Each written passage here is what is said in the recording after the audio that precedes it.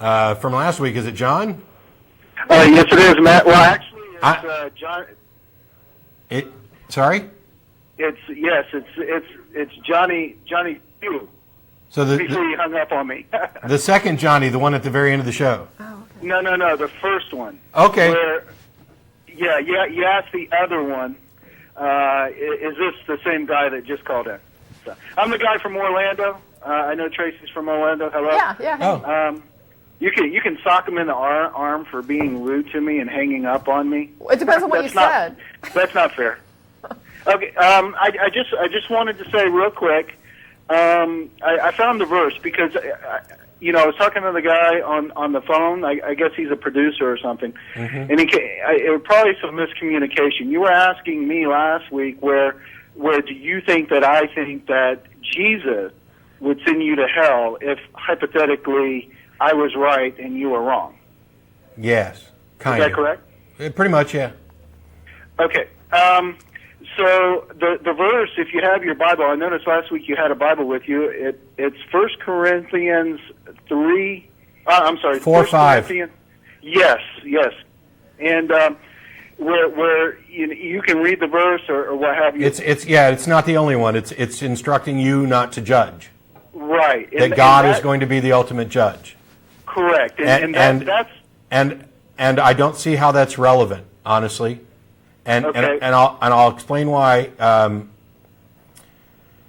My question is not about what you think so much is going to happen as what you think should happen. Okay. If for example, I am a non-believer, non-acceptor, heretic, apostate, who God is then going to send to hell, are you fine with that? Do you think that God would be doing correct, morally correct, to send me to hell? Well, if you give me a minute to explain it, my view on it, yes, I will have to. Okay, God is the hypothetically, if God exists in your case, if He does, He's the ultimate judge. If He condemns you to hell, then yes, I would have to be all right with it because one, He's the ultimate judge, and let me just put it in this light. Okay, most people view God as total love, and God is love, and human beings were never meant to stand in front of the Lord Jesus and be judged. There was a hell created only for Satan and the falling angels, the 1/4 or 1/3 that got casted out. That is reserved for Satan and his falling angels. That's why we have a hell. Human beings were never created to go to hell, but because God is love, but there's one thing that overrules God's love, and that's His righteousness and His justice for holiness. And sin cannot be in God's presence. Therefore, He had to kick out the angels.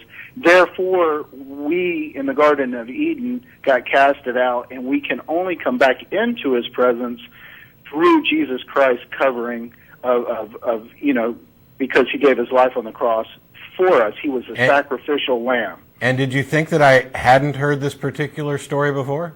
Oh, no. I know you heard it. I know you went to seminary, and you know more about the Bible than me. I didn't go to seminary. I was studying in preparation to. But none of that matters.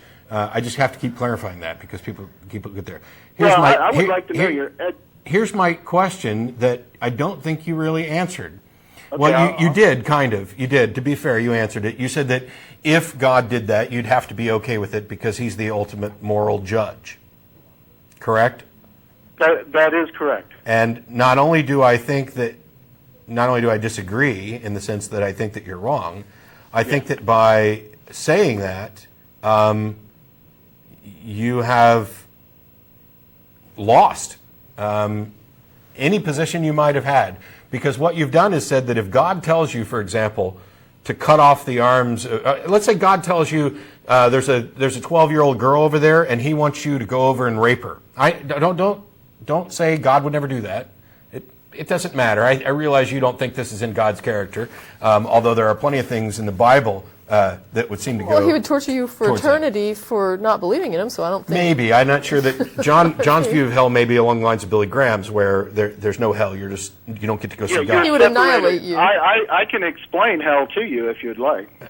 Okay, but hang on. I'll let you do it. So let's say that God tells you he wants you to go rape this 12-year-old girl. You would then have to be okay with it and think that it was morally correct because God is ordering you to do it, right? Well, that would be along the lines of the story of Abraham killing his own son.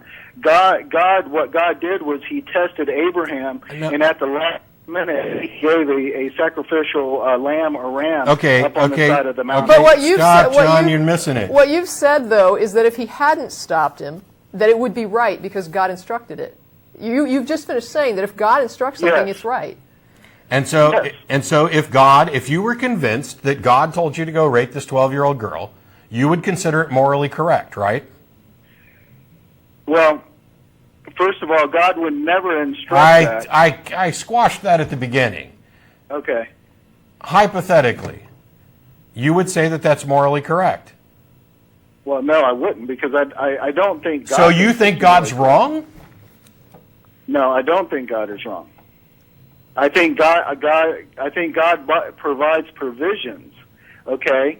And that's exactly what He does with Jesus, with Abraham, with Isaac. He provided provision for His people. What does any of this have to do with what we're talking about?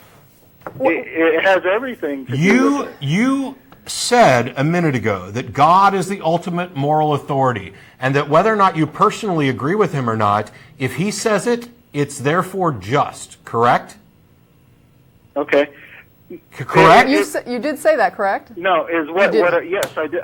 Okay, you did say that. So in that case, you're using a criminal act. Okay, you don't think that ordering Abraham to kill Isaac was a criminal act? But God knew beforehand. It doesn't matter. He was going it to doesn't matter, John. It doesn't matter. What Matt is asking you is where is your moral authority? Do you have your own personal sense of morality, or do you just simply cave to whatever you believe God says is moral? My moral authority is through Jesus Christ, who came and preached peace. Sure. And sure, he preached peace. Sure, he preached peace because Jesus Christ is more moral than all human beings on human beings. He's not more moral than I am. He's not more moral than Tracy. I don't think he's more moral than you. But let me go back to Abraham real quick because you missed the point. No, I got your point, but you didn't. No, you didn't, John. I swear to your God, you did not get my point. Okay, go ahead. It doesn't matter what God knew. Abraham believed that God would do this, this was something God would and did ask of him. He was willing to obey this and felt that it was his moral obligation. In Abraham's mind, it was within the character of his God, within the moral character of his God, to demand this human sacrifice. Yes. That is the key to this entire story. Yes. And I believe it to be true. Then you are immoral. Because, listen. Then you are immoral. You have put yourself in a position where whatever this God says is therefore moral, and that's not the case. But who makes it moral or immoral? You do, and I do, and she does, and she does. God does. How do you know that God is the good one and the devil's the bad one? Because God is more powerful, and He was cast out. Oh, might makes right. So might makes right. What's that? So might makes right. I still didn't. In other words, that it's called might makes right, and what it means is because I have the brute force to be able to achieve something that it therefore is correct. That's what you just argued. I don't think God does it by brute force. You just said he was more powerful. You said He was the good one because He was more powerful. No, he's the good one because he's the holy one. How do you know? How do you know that he's not the evil one and the devil is the good I one? guess and that Yahweh has because I go by the Dead Sea Scrolls. Oh, so you believe an ancient text that tells you which one's good and which one's bad. So your real oh gosh, please. So your real ultimate moral authority is not Jesus Christ or any personal revelation or anything else. It's an old set of books. No, it's the real one. The real what? Well, you have to use. It's the combination because it's a historical document, and that's how modern man knows about Jesus Christ. Okay, first of all, modern man knows nothing about Jesus Christ from the Dead Sea frickin' Scrolls because they were written before he was born. The Dead Sea Scrolls are Old Testament documents. It's the Torah. Yes, which says nothing at all about Jesus. And the prophecies leading up to Jesus Christ. The Jews would disagree with you. The Jews disagree with you. Yeah. And by the way, the people who wrote it don't agree. The Dead Sea Scrolls with regard to morality are some of the most immoral things you're going to find in the Bible. It endorses slavery, tells you who you can enslave, how long you can enslave them, how much you pay for them, and how to mark them as your slaves. This is the ultimate authority of morality for you? You are not bigger than this? You are not able to exercise some compassion and humanity and say, yes, as a matter of fact, slavery is wrong. And you know what? It was wrong back then, but those people just didn't quite get it. And if God has sanctioned slavery, it was still wrong. What's the ultimate sacrifice for mankind that mankind knows? It's God giving His own Son. That's not a sacrifice, John. Was that immoral of God to kill His own Son? Okay, first of all, this idea that it was His own Son is absurd. It was supposedly, according to Christian doctrine, Himself. He was sacrificing Himself in human form to Himself. Oh, no, you got to hold. I'll let you talk again. How dare you say that this was a sacrifice? At least when Elvis died for my sins, he stayed dead. If you came to me tomorrow and said, hey, if you let us beat you and whip you and torture you and hang you up and kill you, I guarantee you we will end poverty in the world tomorrow. I'll do it. I will. If there's an absolute guarantee that would be the outcome, I'll do it. I'll go down to forever. I'll be famous forever for it. I mean, if you can come up with no better justification than empathy and compassion, fame. Living forever as the guy who ended poverty. However, if you came to me and said, by the way, not only will we beat you and torture you and hang you up and kill you, but we'll raise you from the dead in 3 days and you get to be God, that's not a sacrifice. What exactly did God sacrifice? He sacrificed His physical body as He came down. If He is the creator of everything, what is a physical body? What possible sacrifice could that be for Him? Couldn't He just make another one? He could have picked anything. How can that be a sacrifice? You're giving something up. To me, though, that whole thing is just another testament to the immorality of this character Yahweh. Yeah, that He needs a blood sacrifice. Because the reality is, there was no requirement. First of all, there was no requirement for redemption. All right, that was an arbitrary thing. If God is all powerful, then He can say, "I'll accept or not accept anything." There was a requirement by Jewish law. Well, so God is subject to Jewish law? No, God created the law, apparently, supposedly. The point is, if He's dictating this, then He's making the game. He's making these rules. So He's the one that says, hey, let's kill somebody, let's torture them, and let's kill them, and let's slaughter a human being as recompense for all these guilty people so that they can then, be rewarded for their lives of guilt. And the reason for that is because we partook in the fruit of the tree. No, but there's no reason for it. There is no reason for it. Are you saying that it is impossible? Are you saying that it is impossible for God to just forgive without a blood sacrifice? God can't do that? He does. Can He do that? He made, instead of making each one of us sacrifice, He made one for all. My point is, there didn't have to be any. Can you answer any question straight, John? I tried to make them really easy. Are you saying, can God, if He wants to, just say, no blood sacrifice necessary, I forgive you for that? If he wants to, but then why doesn't he want to? Listen, his character. It is his character of holiness. I told you last week, his character is an ass, and that's the point. Yeah, I agree. I agree that it's his character to demand a blood torture death, because that's what he did all through the Old Testament. And it smells good to him. It says the point is, it's not a character of holiness. That's a character of massive, sadistic cruelty. And if you have the right to make the rules of the game and you say, under my rules, we're going to slaughter animals for centuries and centuries and centuries, and then when it gets down to it, I'm just going to beat the hell out of a human being and then kill them in a horrific way, and that's my game. And you're saying this is the most moral God, this is the most moral being. It's like there couldn't be a more immoral setup for a game. And the biggest joke of all is that he created it all. So the condemnation is heaped upon a thing that he produced. And he made all the parameters so that whatever happens, he already knew it was going to happen before he even set the foundations of the universe. He saw this whole thing out. He knew exactly what you were going to do from the time you were born to the time you were going to die. Set this whole thing up, and then condemns you for doing exactly what he knew you were going to do, and then slaughters somebody to make up for that. It's the most messed up thing ever. And to call that moral and good, and to look at that and say, yeah, I can see the morality behind it. No, that's insanity. I don't even know what to call that. The fact that this religion could get people to call that love is a disgrace to human minds. I mean, I don't even know It's what exactly, to say. You have demonstrated again this week exactly the point that I made last week. And that is that in bending over backwards to accept an immoral doctrine as moral, you have sacrificed your humanity, you have sacrificed your compassion, you have bought into absurdities and lies. You basically said that whatever God says goes.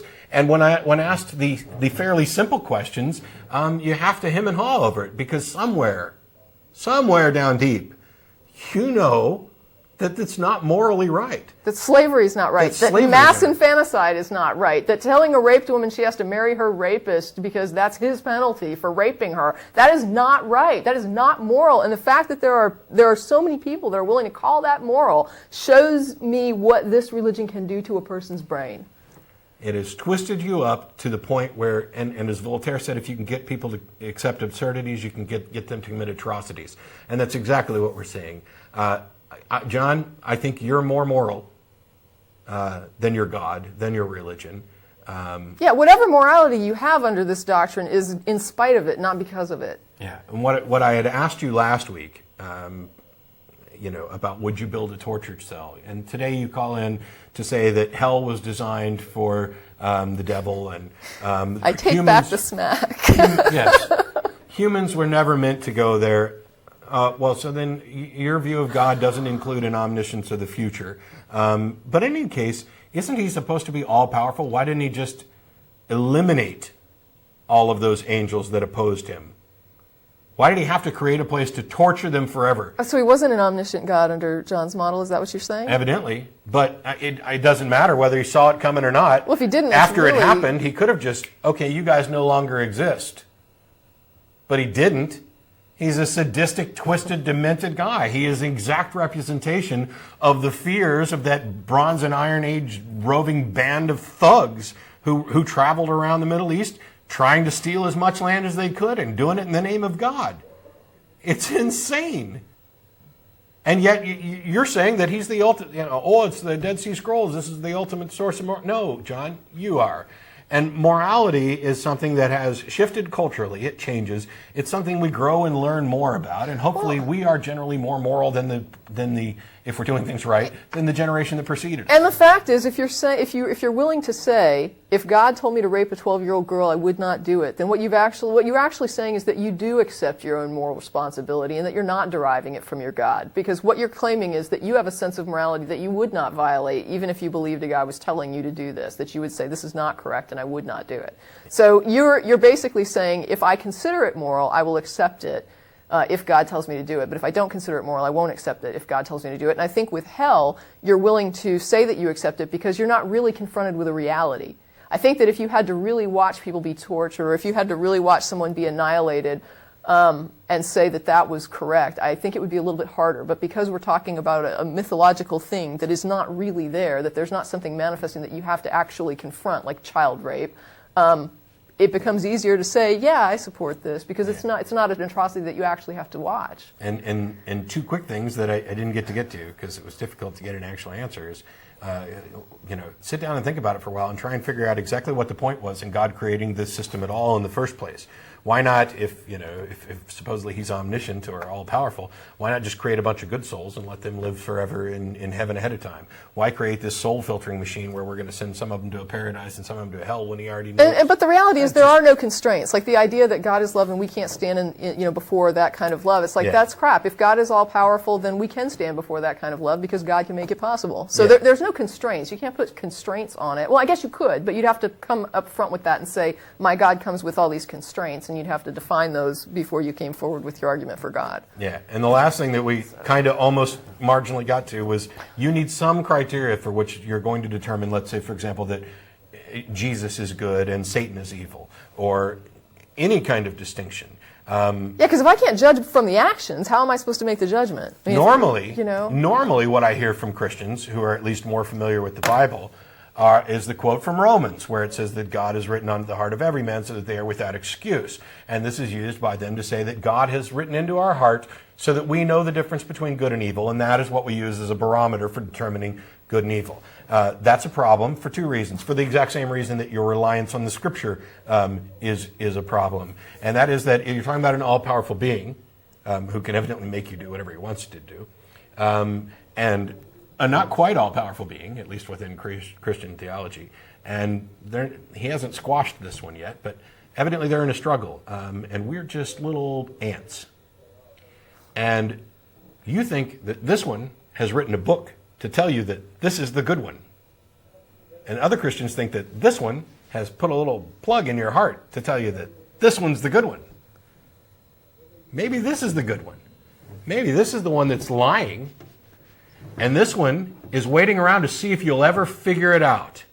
If you'll ever wake up and realize that what this one's telling you to do isn't good just because he says it's good. Maybe neither one of them exists, which is the position that I'm in which case I'm still able to do what you could do with regard to either one of these, which is evaluate what they're saying and determine whether or not it is more beneficial than harmful. What are its effects on the individual, the society? What kind of society does it produce when we allow things like slavery and genocide and infanticide? Why would any loving being ever order anything like that? Would you? I mean, would you even set up a system like this? And then would you enact it? And could you sit there comfortable knowing that these little peons, these little playthings of yours, just go over and wipe those guys out. They don't love me enough. Oh, and when you do it, make sure you run your swords through their bellies so that we kill the unborn that are in there, because we don't want them to grow up to be heathens. Oh, and slaughter all the cattle and sheep. Yeah, I know you guys are starving and a roving band and you could really use them, but they're so bad that it's ruined their cattle and sheep too. So we better. It's insane.